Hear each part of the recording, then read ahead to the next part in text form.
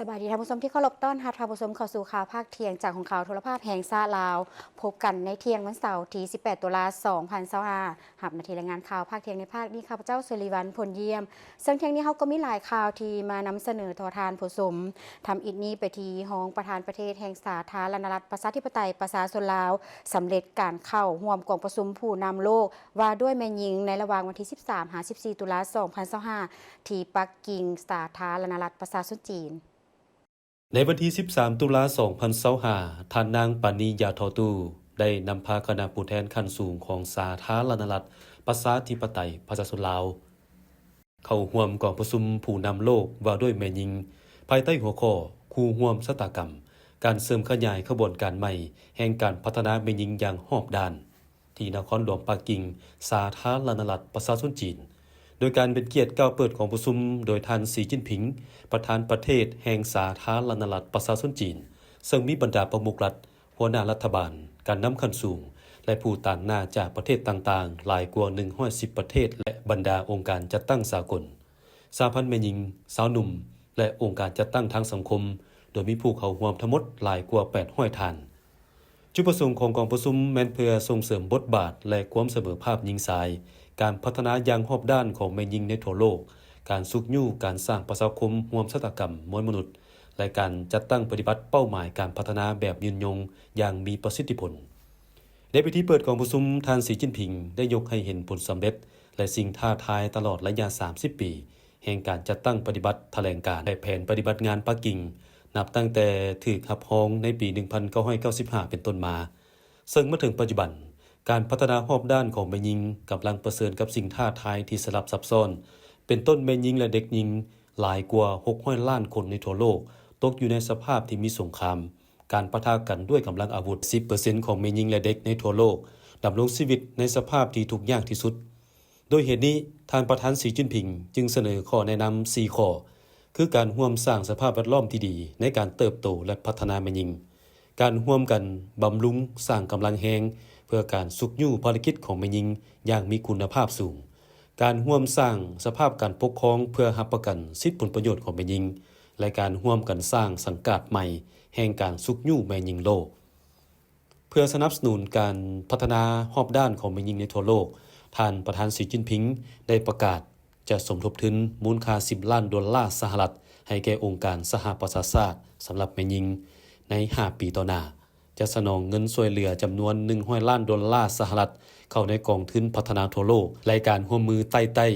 เพื่อจะตั้งปฏิบัติโครงการสุขยู่การพัฒนาและร่วมมือของแม่หญิงและเด็กหญิงช่วยเหลือผ่านโครงการสุขยู่ช่วยเหลือผ่านโครงการน้อยและงามจำนวนหลายกว่า 1,000 โครงการจะเชิญแม่หญิงจากประเทศต่างๆจำนวน 50,000 คนมาเพื่อแลกเปลี่ยนและฝึกอบรมอยู่ประเทศจีนและจะสร้างตั้งศูนย์สร้างขีดความสามารถของแม่หญิงทั่วโลกโอกาสนี้ท่านนางปานิยาทอตู้ได้กล่าวปราศัยในภาคอภิปรายทั่วไปโดยได้ตีราคาสูงต่อกับความพยายามและความคืบหน้าของสากลในการส่งเสริมความก้าวหน้าของแม่หญิงและความเสมอภาพหญิงชายผ่านการจัดตั้งปฏิบัติแถลงการณ์และแผนปฏิบัติงานปักกิ่งสำหรับสาธารณรัฐประชาธิปไตยประชาชนลาวแถลงการณ์ดังกล่าวแม้นมีความหมายสำคัญอย่างยิ่งในการส่งเสริมความก้าวหน้าของแม่หญิงป้องกันการจำแนกส่งเสริมสิทธิและความเสมอภาพหญิงชายและความก้าวหน้าของแม่หญิงลาวบรรดาเผ่าให้นับมือนับดีขึ้นเทื่อละก้าวนับตั้งแต่การรับรองเอาแถลงการปักกิ่งในปี 1995 สาธารณรัฐประชาธิปไตยประชาชนลาวสามารถญาติแยงได้ผลสำเร็จในหลายด้านเฮ็ดให้ฐานะบทบาทของแม่หญิงลาวในเวทีการเมืองการประกอบส่วนพัฒนาเศรษฐกิจสังคมความมั่นคงทางการทูตสังคมรากฐานชุมชนและครอบครัวได้รับการยกสูงดีขึ้นถึงอย่างใดก็ตามเคียงคู่กับผลสำเร็จที่กล่าวมานั้นสปป.ลาวยังสืบต่อประเสริฐหน้ากับปัญหาสิ่งท้าทายหลายอย่างที่ได้ส่งผลกระทบต่อชีวิตการเป็นอยู่ของประชาชนโดยเฉพาะแม่หญิงและเด็กฉะนั้นเพื่อรับประกันความก้าวหน้าของแม่หญิงและความเสมอภาพหญิงชายสปป.ลาวจึงได้ให้คำหมายมั่นที่เสื่อมสารเอาทิศทางของกองประชุมครั้งนี้เข้าในแผนพัฒนาเศรษฐกิจสังคม5 ปีในต่อหน้าและจะสืบต่อปกอุดมทั่วปวงชนลาวและร่วมมือกับสากลเพื่อส่งเสริมความก้าวหน้าของแม่หญิงและความเสมอภาพหญิงชายแนใส่พัฒนาแม่หญิงลาวบรรดาเผ่าอย่างรอบด้าน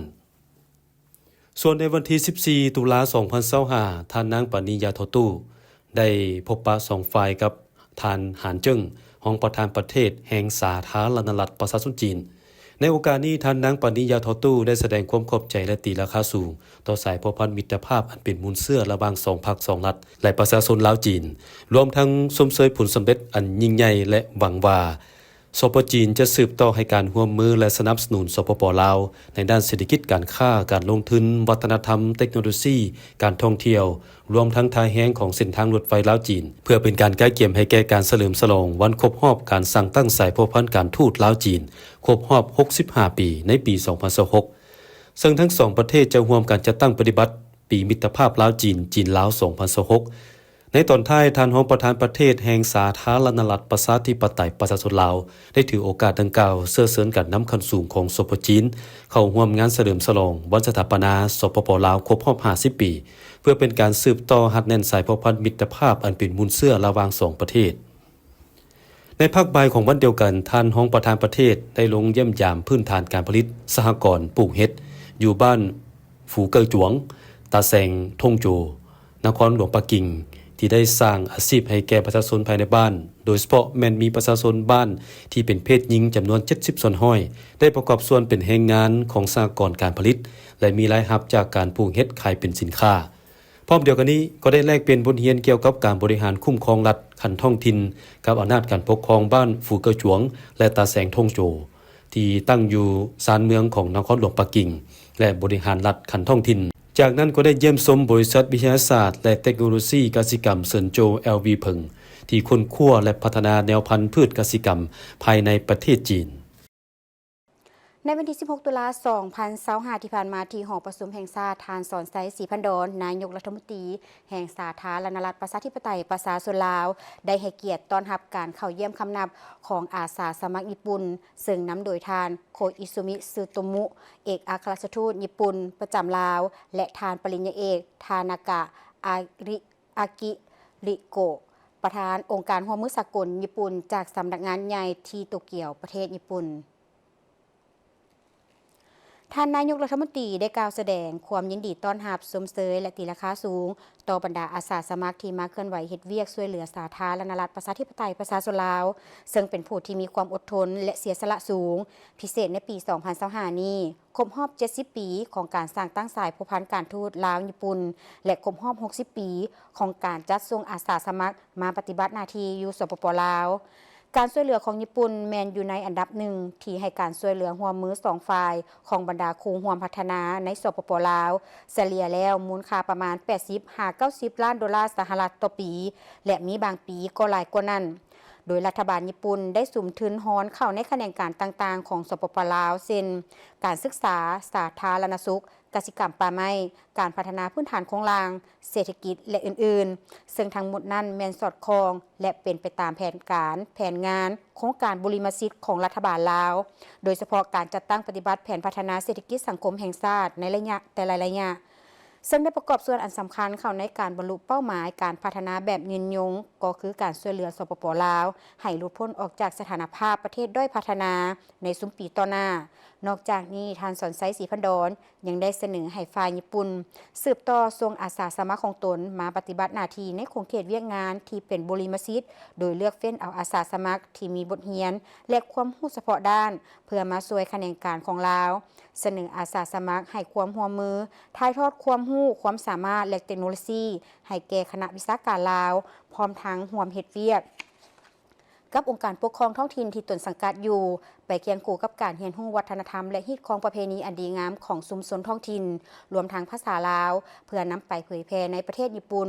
ภายหลังจบการปฏิบัติหน้าที่เพื่อเฮ็ดให้คนญี่ปุ่นรับรู้สาธารณรัฐประชาธิปไตยประชาชนลาวหลายขึ้นและประกอบส่วนเข้าในการหัดแน่นสายพัวพันหัวมือของ2ประเทศลาวญี่ปุ่นให้นับมือดีขึ้นในโอกาสเดียวกันท่านปริญญาเอกทานากะอากิริโกะได้ต่างหน้าคณะแสดงความขอบใจต่อการต้อนรับอันอบอุ่นของท่านนายกรัฐมนตรีและภาคส่วนที่เกี่ยวข้องของสปป.ลาวซึ่งตลอดระยะ60 ปีผ่านมาอาสาสมัครญี่ปุ่นได้มาปฏิบัติหน้าที่อยู่ลาวรวมทั้งหมด 1,110 คนเฉพาะปี 2025มีอาสาสมัครอาวุโสและอาสาสมัครทั้งหมด 49 คน โดยประจำอยู่แขนงการต่างๆในสาธารณรัฐประชาธิปไตยประชาชนลาว มาต่อที่กองประชุมผู้แทนนักรบเก่าทั่วประเทศครั้งที่ 5 ได้ขายขึ้นอย่างเป็นทางการในตอนเช้าของวันที่ 16 ตุลาคม 2025 นี้ที่นครหลวงเวียงจันทน์กองประชุมใหญ่ครั้งนี้ภายใต้การเป็นประธานของสหายพลโทแสงนวลไสยราชประธานสหพันธ์นักรบเก่าแห่งชาติลาวเป็นเกียรติเข้าร่วมของสหายพลเอกจันทร์สมรจัญญราชกรรมการกรมการเมืองศูนย์กลางพรรค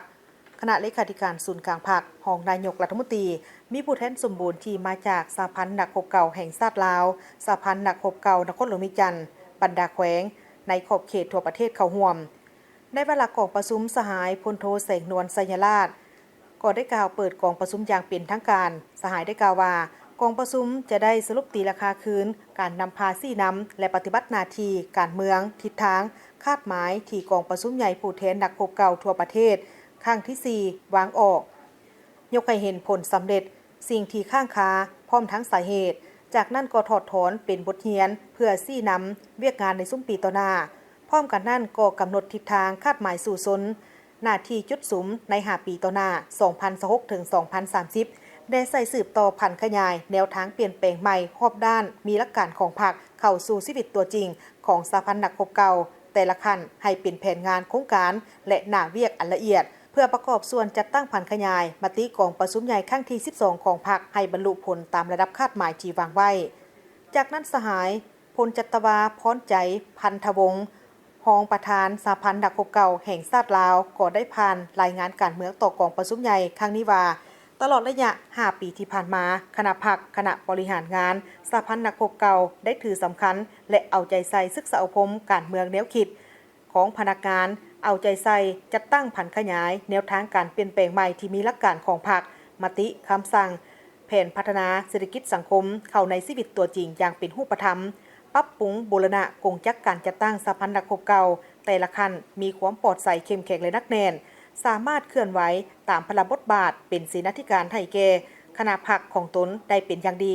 ได้ตั้งหน้าศึกษาอบรมการเมืองแนวคิดปลุกระดมเต้าโฮมความสามัคคีทันแถวนักรบเก่าให้เป็นหลักแหล่งติดพันกับการเต้าโฮมความสามัคคีปัจจุบันลาวบรรดาเผ่าและสั้นผลต่างๆในสังคมอย่างเป็นปึกแผ่นอบรมบ่มสอนปลูกจิตสำนึกให้แก่ลูกหลานคนหุ้นนุ่มได้รับรู้เข้าใจจดจำผลงานคุณงามความดีและวิรกรรมอันล้ำเลิศที่นักรบเก่าหุ้นพ่อแม่ป้าลุงเอาอาได้สร้างไว้และสร้างลูกหลานให้กลายเป็นผู้สืบทอดภารกิจปฏิบัติต่อไปพร้อมกันนั้นพวกสหายก็ได้เอาใจใส่ในการนำพาซี่นำสุกยุขบวนการปฏิบัติข้อแข่งขัน3ดี6รักษาปฏิบัติ2วาระแห่งชาติติดพันกับขบวนการแข่งขันรักษาและพัฒนาเป็นเจ้าการช่วยคณะพรรคองค์การปกครองบ้านเป็นต้นเป็นนายบ้านเป็นแนวโฮมคณะไกเกียกองร้อนและอื่นๆ 3. อันได้ประกอบส่วนเข้าในการปกปักรักษาและสร้างสรรค์พัฒนาประเทศชาติเฮ็ดให้ท้องถิ่นรากฐานบ้านในขอบเขตทั่วประเทศมีเสถียรภาพทางด้านการเมืองนักแน่นมีความสงบเป็นระเบียบเรียบร้อยเศรษฐกิจมีการขยายตัวแข็งแรงชีวิตการเป็นอยู่ของประชาชนบรรดาเผ่าได้รับการปัวแปลงดีขึ้นเทื่อละก้าวพร้อมเดียวกันนั้นบรรดาผู้แทนกองประชุมยังจะได้รับฟังบทรายงานการจัดตั้งปฏิบัติแผนพัฒนา5 ปีครั้งที่ 4 2021ถึง 2025และทิศทางใน5 ปี 2026ถึง 2030 ของสหพันธ์นักรบเก่าลาวรับฟังการประกอบความคิดเห็นของกระทรวงป้องกันประเทศในหัวข้อเพิ่มทวีศึกษาอบรมการเมืองแนวคิดให้พนักงานนักรบก่อนรับนโยบายบำนาญเพื่อประกอบส่วนเวียกงานนักรบเก่าในเงื่อนไขใหม่ของศูนย์กลางแนวลาวสังชาติในหัวข้อบางบทเรียนในการจัดตั้งผันขยายเนื้อใน4ห่วมระหว่างแนวลาวสังชาติสหพันธ์นักรบเก่าองค์การจัดตั้งมหาชนและสหพันธ์นักรบเก่าแขวงสยบุรีประกอบความเห็นหัวข้อปรับปรุงการจัดตั้งสหพันธ์นักรบเก่าให้นักแน่นเข้มแข็งอยู่แขวงสยบุรีกองประชุมยังจะได้ค้นคว้าปรับปรุงและรับพ้องเอากฎระเบียบและเนื้อในข้อแข่งขันสหพันธ์นักรบเก่าสมัยที่5เพื่อให้สอดคล้องกับเงื่อนไขและสภาพการใหม่แนะใส่หับใส่ให้แก่การจัดตั้งและเคลื่อนไหวของคณะบริหารงานสหพันธ์นักรบเก่าแต่ละขั้นสมัยที่5พิเศษกองประชุมยังจะได้รับฟังการโอ้ล้มของสหายเลขาธิการใหญ่คณะบริหารงานศูนย์กลางพรรคประธานประเทศแห่งสาธารณรัฐประชาธิปไตยปาตสลาวซึ่งจะเป็นทิศซี่น้ำให้แก่การจัดตั้งและการเคลื่อนไหวของคณะบริหารงานสหพันธ์นักรบเก่าแห่งชาติลาวตื่มอีก ศูนย์วัฒนธรรมจีนประจำสาธารณรัฐประชาธิปไตยประชาชนลาวจัดพิธีเปิดนิเทศการรูปแต้มจีนและศิลปะตัวหนังสือจีนแขวงเจียงซูภายใต้หัวข้อน้ำหมึกเสื่อมโยงลาวจีนรูปแต้มพรรณนามิตรภาพพิธีดังกล่าวได้จัดขึ้นในเมื่อวันที่ 16 ตุลาคม 2025 ที่ศูนย์วัฒนธรรมจีนประจำสาธารณรัฐประชาธิปไตยประชาชนลาวนครหลวงมิจันทร์โดยมีท่านหลัวเว่ยเจี้ยนหัวหน้าศูนย์วัฒนธรรมจีนประจำสาธารณรัฐประชาธิปไตยประชาชนลาวท่านปริญญาเอกคำสุขแก้ววงทรายผู้อำนวยการสถาบันวิจิตรศิลป์แห่งชาติกระทรวงวัฒนธรรมและการท่องเที่ยวลาวท่านยู่ถงเลขาธิการใหญ่คณะกรรมการสภาที่ปรึกษาการเมืองประชาชนแขวงเจียงซู่พร้อมด้วยบรรดาศิลปินจีนและลาวและแขกถึกเชิญเข้าร่วมในพิธีท่านหลวงเว่ยเจี้ยนท่านปริญญาเอกคำสุขแก้ววงทรายและท่านยู่ถงก็ได้พัดเปลี่ยนกันขึ้นมีคำเห็นโดยเนื้อในสำคัญแมนได้กล่าวถึงสาธารณรัฐประชาธิปไตยประชาชนลาวและสาธารณรัฐประชาชนจีนเป็นสองประเทศที่มีสายภูและสายน้ำติดจอดกันมิตรภาพการร่วมมือลาวจีนได้สืบทอดกันมาแต่โบราณกาลภายหลังที่ทั้งสองประเทศได้สร้างตั้งสายผูกพันการทูตน้ำกันในปี 1961 เป็นต้นมาการร่วมมือลาวจีนจีนลาวได้ก้าวเข้าสู่ลงลึกและสายพัวพันที่เป็นมูลเสื้อและการร่วมมือยุทธศาสตร์รอบด้านลาวจีนตามทฤษฎีและเป็นคู่ร่วมสัตกรรมได้รับการเสริมขยายอย่างต่อเนื่องขึ้นเรื่อยๆมื้อนี้เป็นมื้อที่มีความหมายความสำคัญในการแลกเปลี่ยนวิชาการของศิลปินจากสถาบันวิจิตรศิลป์แขวงเจียงซู่นิทรรศการในครั้งนี้แม้นจะเป็นส่วนหนึ่งในการส่งเสริมการพัวพันของศิลปินทั้งสองประเทศให้มีการแลกเปลี่ยนทางด้านวิชาการให้นับมือนับแน่นแฟ้นยิ่งขึ้นเพื่อเป็นการสนับสนุนส่งเสริม1แล้ว1เส้นทางของสาธารณรัฐประชาชนจีนและเส้นทางรถไฟลาวจีนให้นับมือนับมีบาทก้าวขยายตัวยิ่งขึ้นสำหรับรูปแต้มเมึกจีนแม่นเป็นทรัพย์สมบัติของศิลปะอันเก่าแก่ของประเทศจีนที่ได้สืบทอดกันมาหลายกว่า 1,000 ปีซึ่งเต็มไปด้วยภูมิปัญญาทางด้านวัฒนธรรมและแนวคิดปรัชญาอย่างลึกซึ้ง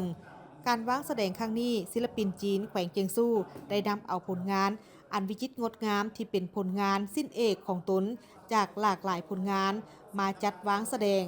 และบางผลงานก็เต็มไปด้วยอารมณ์ความรู้สึกบางผลงานเต็มไปด้วยความเป็นอิสระและบางผลงานเต็มไปด้วยสีสันอันวิจิตร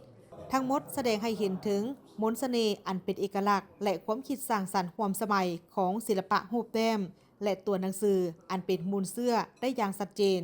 นี่บ่เพียงแต่เป็นการวางแสดงศิลปะเท่านั้นแต่ยังเป็นการสนทนาทางด้านวัฒนธรรมอันลึกซึ้งเป็นมิตรภาพอันดีงามมาจากประชาชนเจียงซู่สาธารณรัฐประชาชนจีนตื่มอีกไปต่อที่สถานการณ์ทางท้องถิ่นแขวงหลวงพระบางได้จัดกล่องประชุมหน่วยงานวิชาการอำนวยความสะดวกด้านการขนส่งอาเซียนครั้งที่ 49 และกล่องประชุมหัวหน้าคณะประสานงานด้านการขนส่งผ่านแดนครั้งที่ 17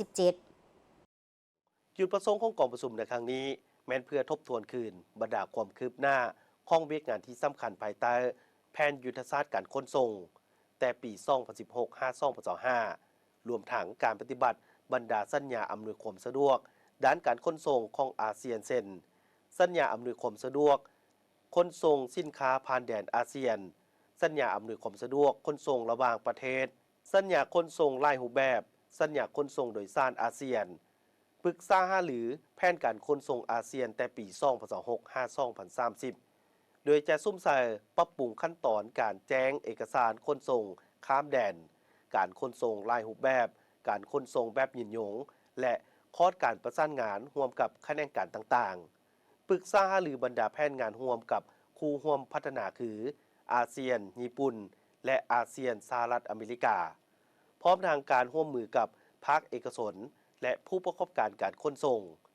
เพื่อยกสูงประสิทธิผลความปลอดภัยและสิ่งแวดล้อมในคงเขตการขนส่งของอาเซียนกองประชุมดังกล่าวเป็นส่วนหนึ่งของบรรดาความพยายามอย่างบ่หยุดยั้งของอาเซียนเพื่อสุขยุการเสริมโยงภาคพื้นเพิ่มทวีความยืดหยุ่นของตรงโซ่การสนองและส่งเสริมการพัฒนาแบบยืนยงโดยการสุขยุการเสริมโยงอย่างแน่นแฟนท่านผู้ชมจากนี้จะพากันก่อนและญาติต่อไปยังมีสถานการณ์ข่าวต่างประเทศพร้อมด้วยข่าวกีฬามานำเสนอ